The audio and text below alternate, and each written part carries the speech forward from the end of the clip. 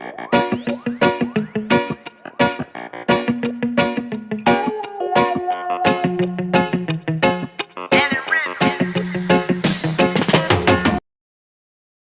guys, good morning. What's up? Another day, another vlog. It's 2 a.m. of January 7. Guys, subukan nating mag-roving. Puntahan natin yung Barangay Tanod. Tapos, yayain natin na mag-roving.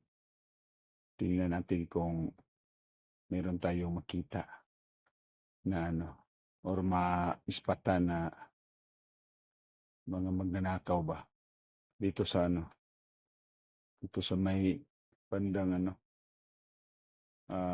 dulo ng Dipolog City, barangay. Tingnan nyo guys. Talagang napaka tahimik na.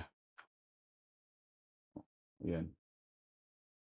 So, subukan nating mag-roving. Samahan niyo ako mga idol. Tara, let's go.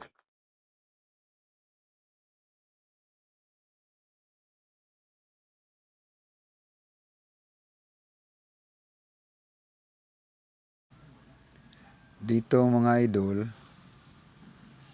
papunta na ako ng barangay hall. Pero nagmamasid-masid pa rin tayo dyan. Yung mga bahay, pinaplaslightan natin. Ayan .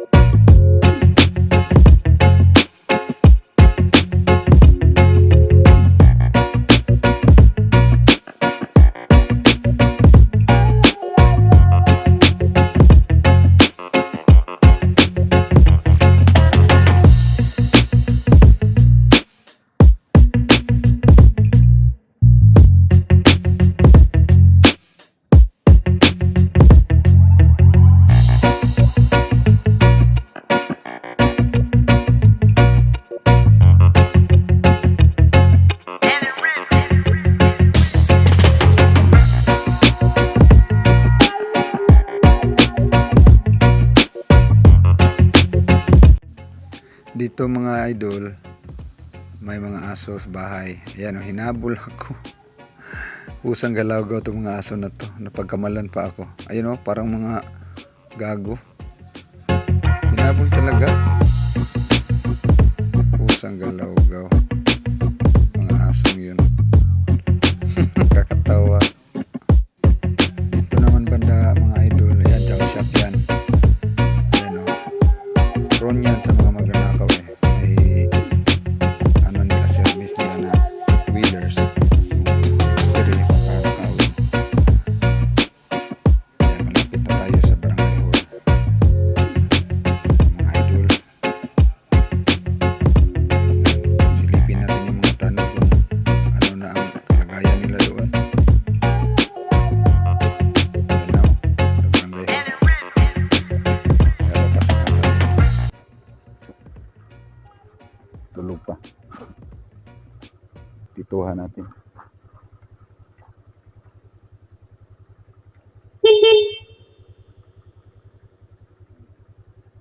Tara!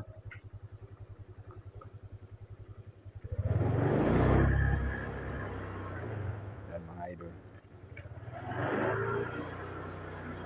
Mga kapatid, isin na po yung kasama natin Tanod. Ito yung mga service nila.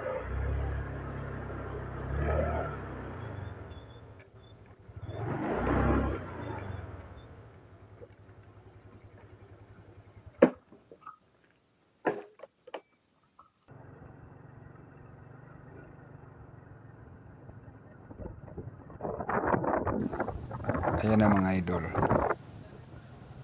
Going na kami mag-rubing kasamang tanod. O, ayan. Let's go. Tuloy-tuloy.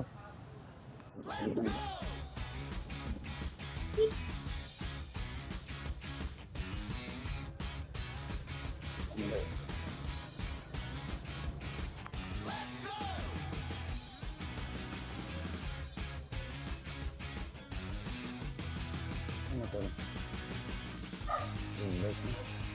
Wala ka na?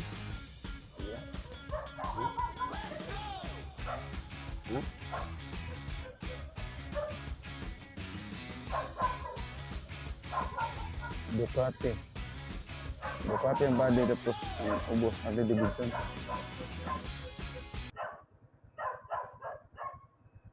Kapag bro, init ba makina?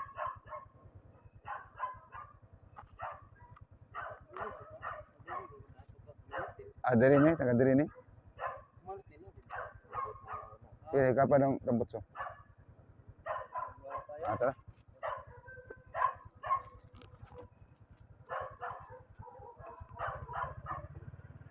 Ganito kasi yung ano, mga roads. May nakapark. Ano na ba? Yun na ba mga nanakang siguro? Ganon talaga mga idol. Kapag ka may nagka-park sa gilid ng kalsada na motorsiklo, dapat sisitahin talaga. Kasi baka yun na ang ano ba, ginagamit ng mga kawatan para pagkatapos nila magnakaw, yun ang getaway vehicle nila. Nagtatago lang sila. Kaya chinecheck talaga namin kung may ano ba, taga doon ba yung motorsiklo na nakapark. Kaya pinahimas ko sa ano, tanod kung mainit ba yung tambutso. Ayan, meron naman kaming salubong na dalawang tao naglalakad. Yun pala ay kakilala namin. Galing sila sa ibang barangay, sa kamag-anak nila. Tapos mga mababait yun, kilala namin yun, mga mababait yun na tao. Kaya hindi na namin ano, pinatagalan pa. Malapit lang man yung ano, uwian nila. Ayan o. Talagang inispatan talaga namin yung mga bahay tsaka yung mga sasakyan na nakapark sa grahe nila. Daming mga motorsiklo dito mga idol na nakapark. Yan o, yung peacekeeper yung kasama ko. Malaki ang katawan. Siya ang nag-drive. Yan o. Talagang kampante yung ano, mga residents dito kasi Taga-asa mo? mag-rubing talaga kami. Sa susunod din, mag-rubing pa rin Pirihan kami. mo? Asa mo pirihan? Ayan. Kalaunan may nakita Nagpunta mo kami din? dito sa may tindahan. Palit og. Marami sila. Ha? Mga kalalakihan. Tanduay? May dalawang binabai. Ito. Sinisita namin. Dayon, asa may tanduay daan aro? Dayon, naram mo yung kuhan. Ay, tao. Ha?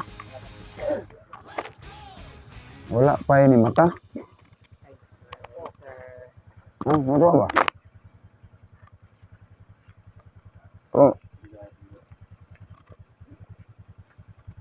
Pag wala sa mga sininabi. Ikay magpunta. Kung wala sa ba?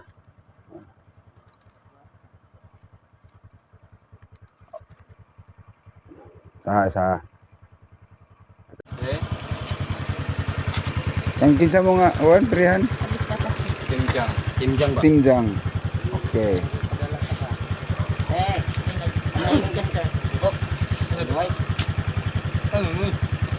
Brad, nasa'y pa rito, Brad? Ganda siguro. Ano yung sakyanan niyo? Nakbakler kami. Baklaro mo.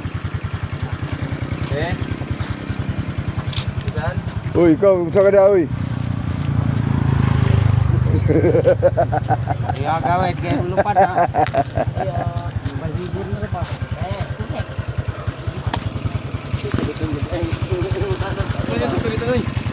Hoy. Diyo na punta. Dahil mga tauhan sila sa peryahan at saka yung bossing nila, yung may-ari ng peryahan is kaibigan ko, kaya hinayaan na lang namin sila na makabili. Ano yun, sila mga hindi yun mga masasamang tao, no? Bumibili lang sila. So kaya patuloy kaming nag-roving papunta sa may dulo talaga sa boundary. Ayan. Napakatahimik na talaga. Parang alas 3 na yata yan sa madaling araw. Ayan. Malay natin makachamba talaga tayo. Hindi man ngayon, baka next time makahuli tayo ng magnanakaw. Padakip natin. Ang mga bahay-bahay dyan. Laylay mag-awit sila. Kahit malapit na to sa dulo ng Dipolog City, yung last barangay ba? Malapit na last barangay. Yan, nag-U-turn na kasi babalik na kami sa may barangay hall. Kasi ayun na, nasa dulo na, boundary na kami. Babalik na kami niyan.